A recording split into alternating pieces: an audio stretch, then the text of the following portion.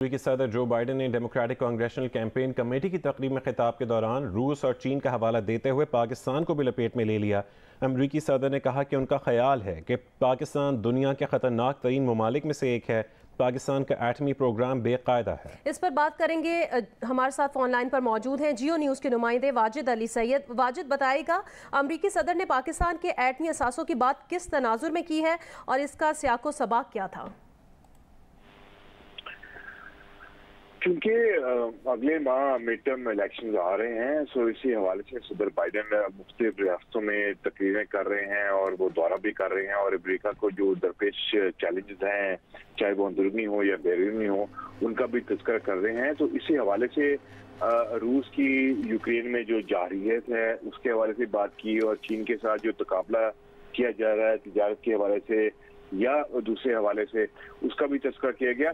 تو اسی تقریر کے دوران انہوں نے پاکستان کو بھی گھسیٹ لیا اور الزام لگایا کہ پاکستان کا جو جوہری پروگرام ہے، یا یوں کہیں کہ جو جوہری ہتھیار ہیں، وہ محفوظ نہیں۔ صدر بائیڈن نے پاکستان کو ممکنہ طور پر خطرناک ترین ملک کہا اور بتایا کہ پاکستان کے جوہری ہتھیار بے ربط ہیں، یعنی انہیں کوئی بھی استعمال کر سکتا ہے، اسی کا خدشہ ہے، یہ انہوں نے کہا۔ حالانکہ وہ بات روس کی دھمکی کر رہے تھے کہ یوکرین جنگ میں جوہری ہتھیاروں کا استعمال کیا جا سکتا ہے۔